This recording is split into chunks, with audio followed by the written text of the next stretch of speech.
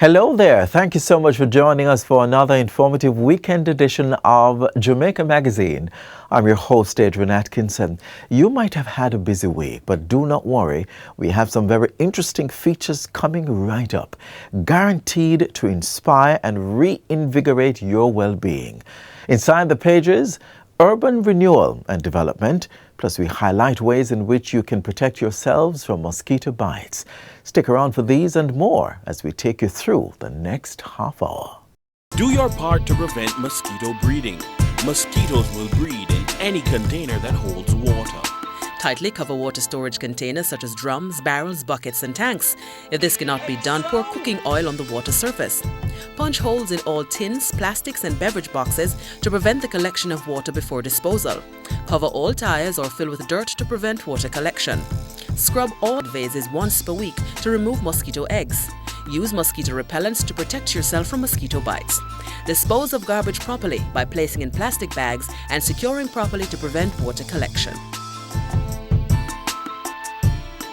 A message from the Ministry of Health and Wellness. Thanks for staying with us. We all desire cities that meet our ideals for socialization and socio-economic upliftment.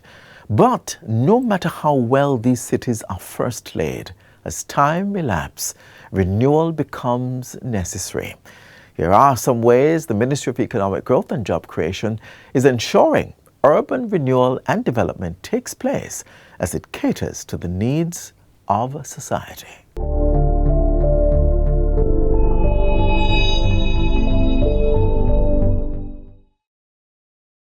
Raymond Poyser, Acting Senior Director for Urban Renewal and Development.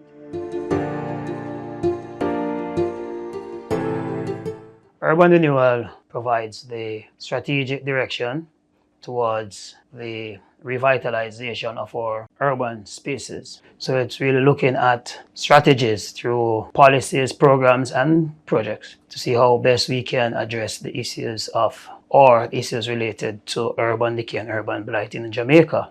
Our portfolio provides guidance and outlines clearly the government's effort towards the revitalization of our urban spaces, towns and cities.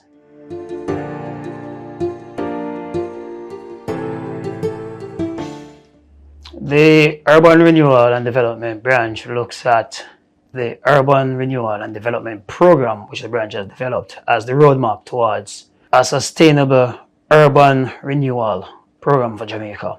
And by that we mean the 12 initiatives, which we call the Urban 12 or the UR12, examine critical areas linked to the 5 pillars of urban renewal. That's physical, environmental, economic, social, and cultural. And these initiatives are linked to SDG, Sustainable Development Goal 11, which is to make cities and human settlements inclusive, safe, resilient, and sustainable. So with national development in mind, once we have these programs implemented, we're talking about the enhanced quality of life of our residents, all the users within the spaces. So it's residents and visitors of the spaces. So these spaces become attractive and pull people to them. Because as you know, the urbanization rate right now in Jamaica is they're about up 56%, and it's expected to increase in line with the global trend, especially given that Jamaica is a developing country.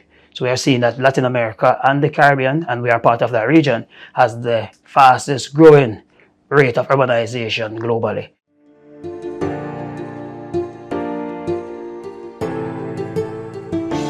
We have looked at installation of solar lights. There are some communities, as you know, they are not connected to the national grid, and they don't have access to street lighting. And so through this program, the Urban Renewal and Development Program, these communities would have benefited through the installation of solar lighting, and that improves safety and security. We would have looked at and implemented projects that focus mainly on community upgrading, beautification, and transforming the images of urban communities. And through that, we have done the zinc fence removal, because zinc fences not only are unsightly, but they pose a challenge to law enforcement and effective policing, and also for the smooth traversing of emergency vehicles in these communities. So once you remove these rusty corrugated zinc fences, what happens is that you are transforming the image and appearance of these spaces, and by therefore transforming the psychology of people, to appreciate and improve space of living. We've also looked at pocket parks and park upgrading. We would have addressed the issue of providing meaningful recreational and leisure spaces for persons to enjoy. And it's part of the wider scheme of environmental sustainability and making spaces inclusive and attractive.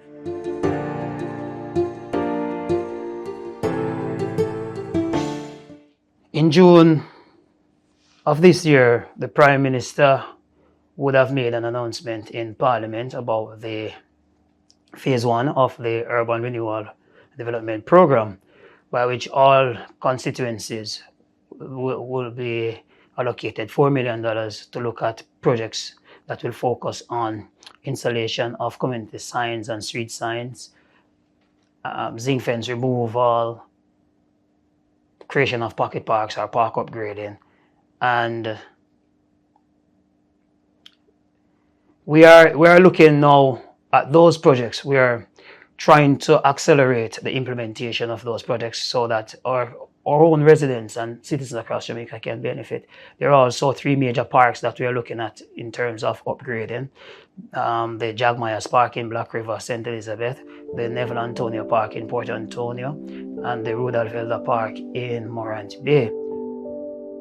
The government of Jamaica, through the Ministry of Economic Growth and Job Creation, is revitalizing the urban landscape and renewing communities for a better tomorrow. Up next. Everybody wants to know what the weather is or what the weather will be so that proper plans can be made and we can make sure that things are in place to handle it.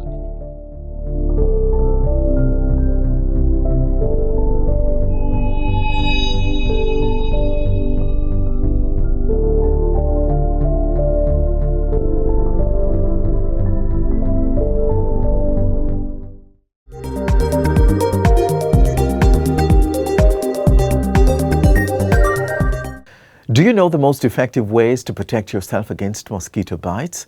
If you guessed using a mosquito repellent, you are correct. But the answer isn't complete. Government has been spreading the message, increasing awareness among students, and we're sharing the information with you right now.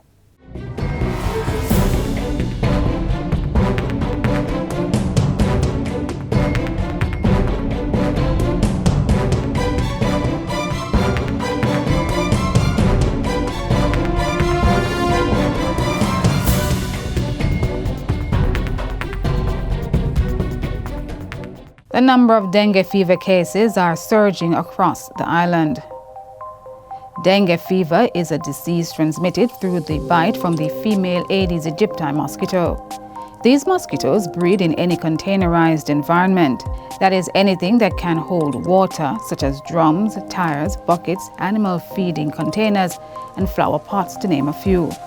Those who are most affected are in the 5 to 14 age cohort. To slow down and stop the outbreak, the Ministry of Health and Wellness has initiated its dengue outbreak mitigation plan. This plan involves search and destroy operations, clinical management, workforce management, surveillance, and public education. The ministry also took its intervention into schools. Dengue is as a result of how we coexist in our environment.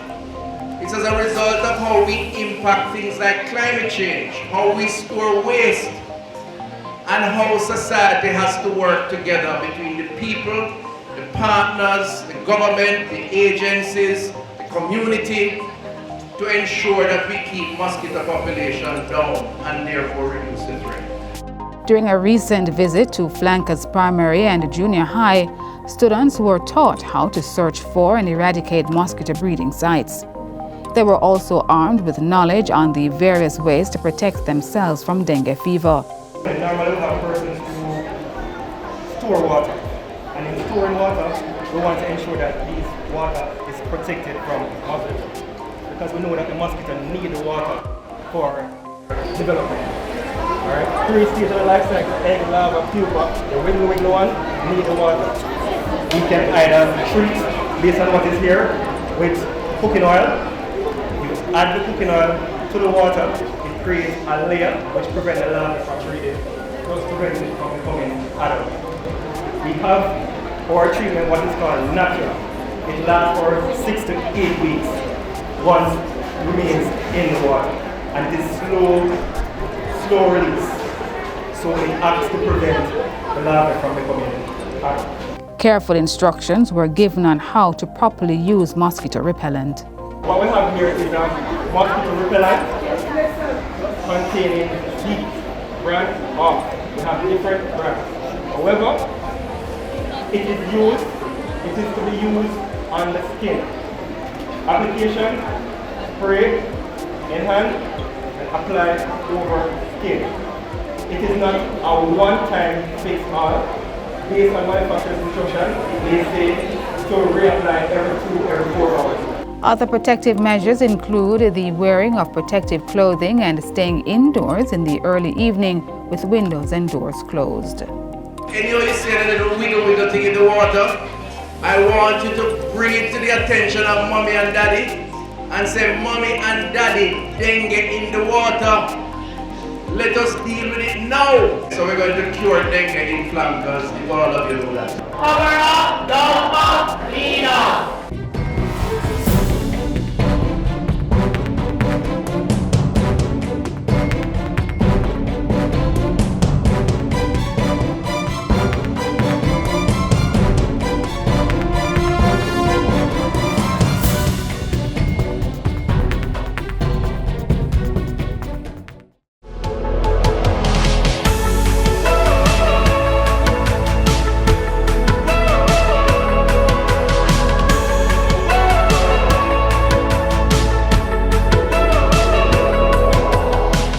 Most of us likely agree that there is much to love in the beauty of nature. How about its preservation? The National Environment and Planning Agency, NEPA, shares ways to preserve Jamaica's flora and fauna in the wild.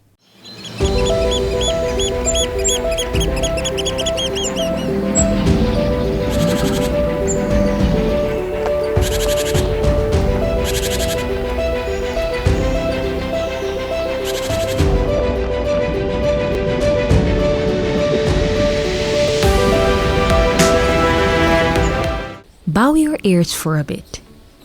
Hear the trees wailing or the leaves grabbing your unwanted carbon dioxide, insects making a shrilling sound, and the tuneful noise of some unnamed and rarely seen creature reverberating within the bushes. Now open your eyes a bit wider. Watch ants band together in groups of hundreds, or wasps gathering wood shavings to build their next home, and birds preparing some sweet meal for your liking. All these make up the wildlife, those organisms that grow or live wild in any area. Wildlife conservation is an attempt to preserve either a species or a population of a particular species, and by doing so, you in effect are also preserving its habitat because the species doesn't exist on its own. And there are different types of conservation. You have what they call in situ conservation, which is conservation within its natural habitat, and that is usually the aim of most, if not all, conservation efforts. And you have ex situ conservation, where you're trying to preserve the animals in a not so natural state, for example, in a zoo or in a controlled park area.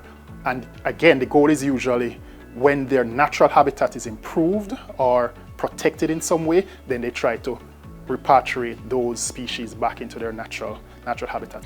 And preserving the wildlife should be an important part of the human agenda. Here's why. It promotes the continuation of native plant species.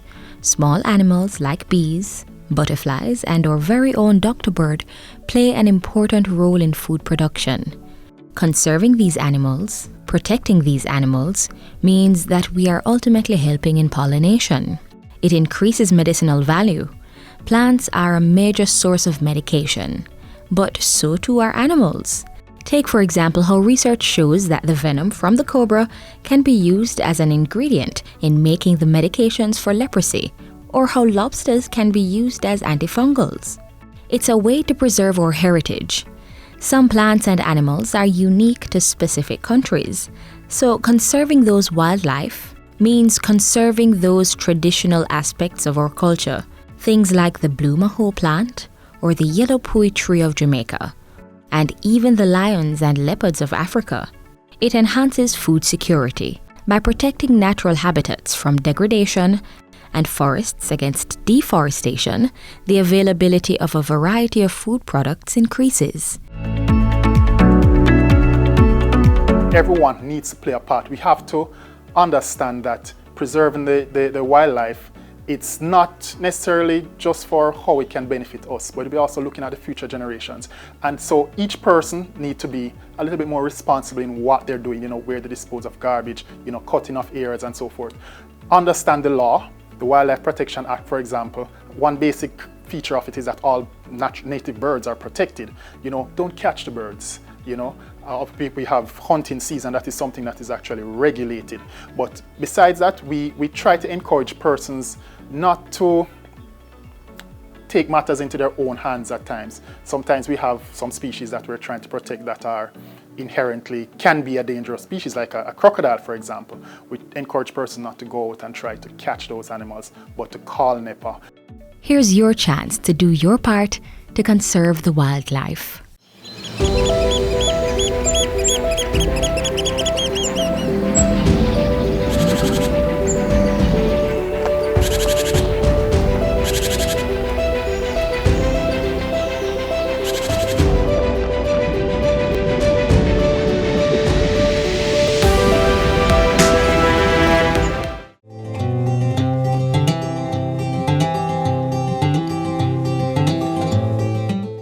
The environment is very important to our survival, so we must care for it.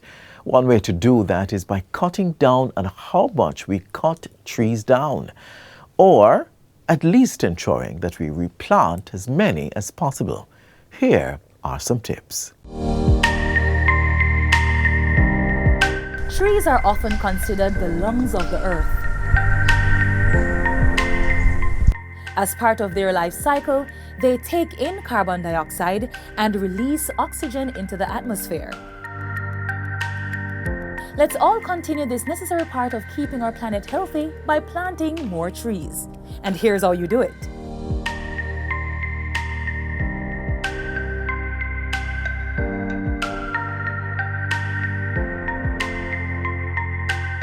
First things first, decide what tree you will be planting. Is it one that will provide timber? Shade? Will it beautify your space, or will you be eating its fruits? Once that's settled, you need to consider what kind of conditions it would need to grow. Naturally, some plants do better in some areas than others, while others need full exposure to sunlight versus those that can survive without direct light. And there's also the soil type to consider. Some trees thrive near seasides. Others prefer mountain areas, while certain trees are content in the valleys. Next up, space. Some trees grow wide, others tall. While you may be able to prune trees to keep them under control, some lose their essence when tamed. So, be sure to plant large trees in areas where they will have adequate space to grow. If you have a smaller space, consider growing a smaller tree that requires less pruning to keep it in check. Then there's the matter of your fully grown tree posing a threat to nearby structures. As a country situated in the hurricane belt, downed trees during times of disaster is a part of our reality.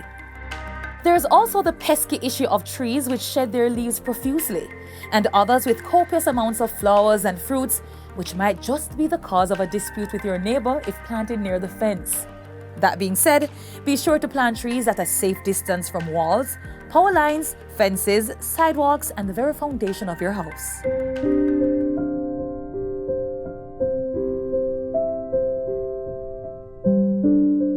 Once you've considered all those tips, it's time to plant. First step is to dig a hole, right? Not too deep, about a foot and a half, not too wide either, because you're not burying the plant. You're trying to provide a nice area for it to grow. Right? Upon digging your hole, if you notice that the soil type is clay, that is the kind of coarse soil type, you probably need topsoil, right? Because when you're putting back the soil, it's going to be a challenge for you. But after that, you dampen the soil, ensure that it's moist, provide a moist area or environment for the plant to be planted in. Ensure the plant is in the center of the hole. If you dig the hole a bit too deep, there's a process known as backfilling, right? That's when you put back the dirt into the soil to a certain height that is much favorable for you and for the plant. After you do that, you want to dampen the soil, right? Ensure the plant is in the center, because you end up having a plant to grow lean or to the side, because plants grow into the direction of the sunlight. Ensure that the soil goes up to the root collar. Now the root collar is where the stem and the root of the plant or the root plug meet, right? You don't want to go above that. Once you do finish that, you water it, then you stake it. When I say stake, you take either a bamboo stake or a regular stake, put a flagging tape beside onto it and put it beside the plant. That is you marking the plant. So once you're doing any maintenance, you yourself or any other individual in the area can know that, hey, there's something planted there, so you don't end up wasting your effort and time when planting. The most important thing is watering after and nurturing the plants. So you water early mornings and late evenings. If you water in between those times, especially in the afternoons, the plant will end up struggling with the intake of the water, right? Because the sun is going to be evaporating at the same time it's trying to take in the nutrients. You can also mulch, fertilize, or add kaya dust or sawdust to the mound to help lock in moisture for the plant. And there you have it, a step-by-step demonstration of how to plant a tree. Call 876-618-3205 or visit 173 Constant Spring Road to get your plant seedlings. Happy planting!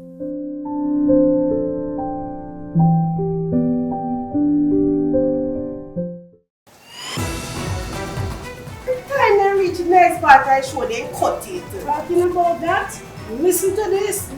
Pen sends a message. Disaster do happens. Be prepared. The municipal corporation reminds us of hurricane, earthquake, flooding, you name it, and preparedness. Mommy, we really have to take this thing seriously. Mommy, where's the emergency shelters? Samir. Primary school, churches, community centers. Know your nearest emergency shelter. Protect your family during any natural disaster. Be prepared. Visit the ODPEM website at odpem.org.jm to find the shelter listing for your parish. Know your emergency shelters.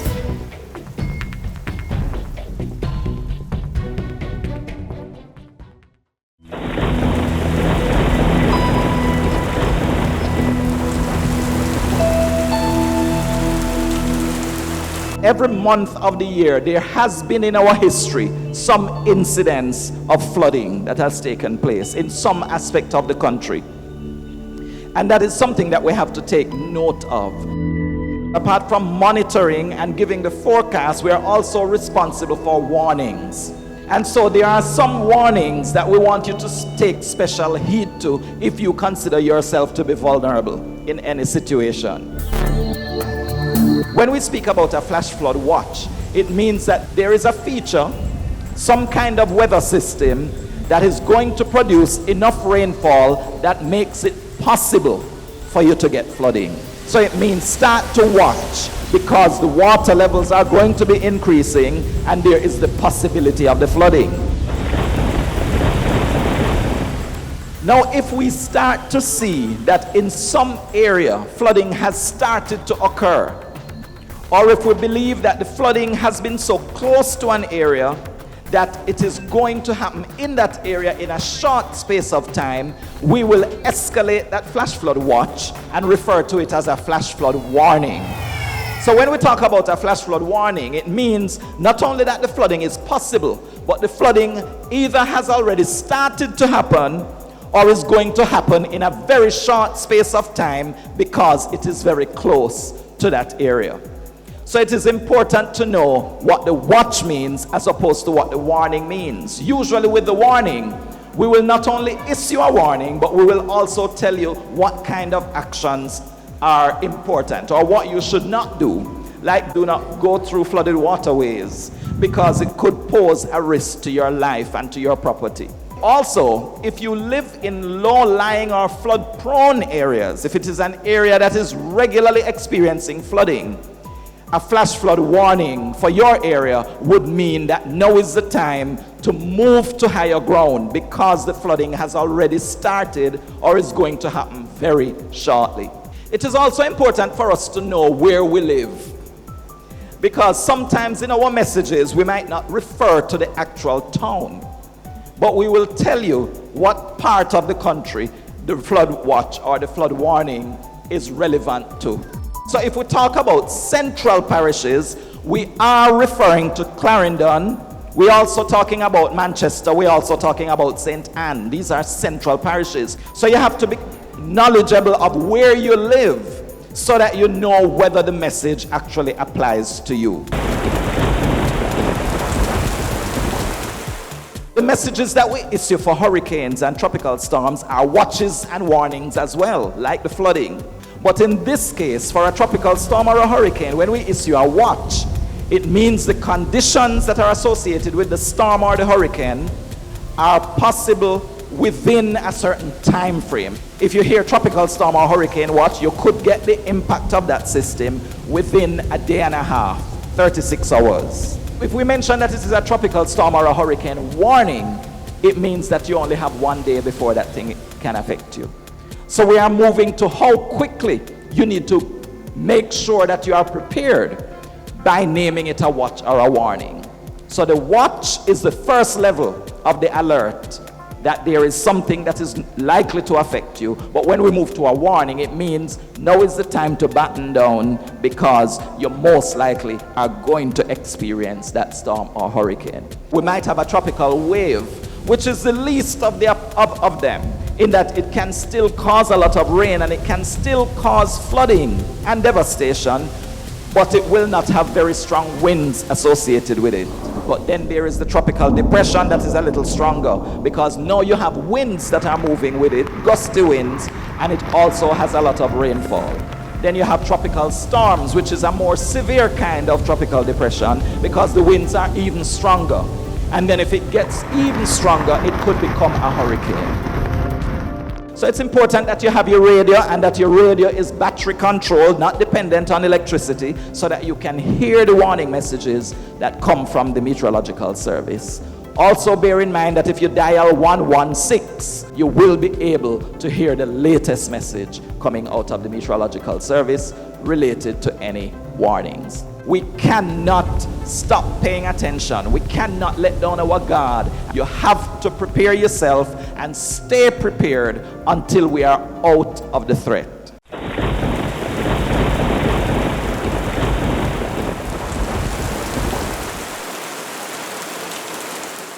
This is where we leave you on today's edition of Jamaica Magazine. Be sure to join us again tomorrow on this same station for all the information you need to know. Until then, visit our website, jis.gov.jm, for this and more. On behalf of the entire production team here at the JIS, I am Adrian Atkinson. Do take care. This has been a production of the Jamaica Information Service, the voice of Jamaica.